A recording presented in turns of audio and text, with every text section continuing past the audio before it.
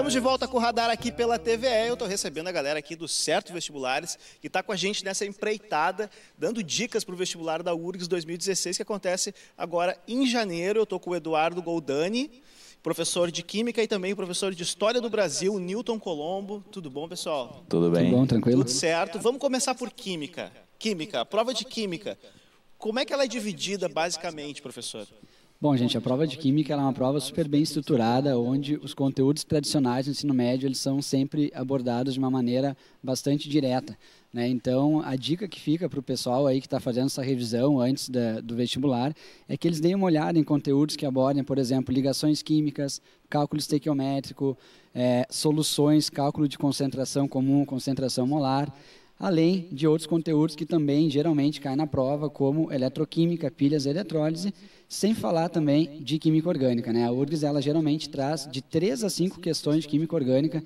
Então, para a gurizada que está dando esse gás final agora aí nessas últimas semanas, dá uma focada aí, pelo menos em química orgânica, né? E nesses conteúdos que eu falei há pouco, né? Eletroquímica, soluções e ligações químicas. E aquelas situações de químicas do cotidiano podem cair também, exatamente, né? a URGS ela vem trazendo nos últimos anos questões trazendo situações do dia a dia, por exemplo, o uso de lâmpadas de sódio, a relação de elementos com a sua aplicação em dispositivos como baterias de celulares.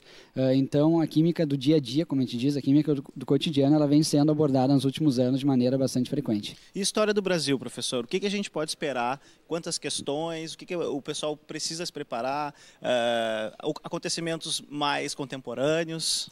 A prova de História do Brasil, normalmente, ela traz umas 12 questões de História, 12 ou 13 de História do Brasil. Ela tem esse padrão de ser bem dividida, né, a prova de História. Em relação a questões de atualidades, a URGS não costuma cobrar muito na parte de Brasil, a atualidade. Ela normalmente vai até ali o período da ditadura militar e, na atualidade, ela fica na História Geral.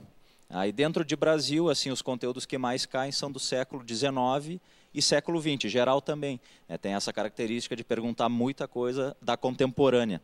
E um dos assuntos que mais cai, por exemplo, é a questão ali da Era Vargas, que é um período bastante significativo, um período de mudanças históricas.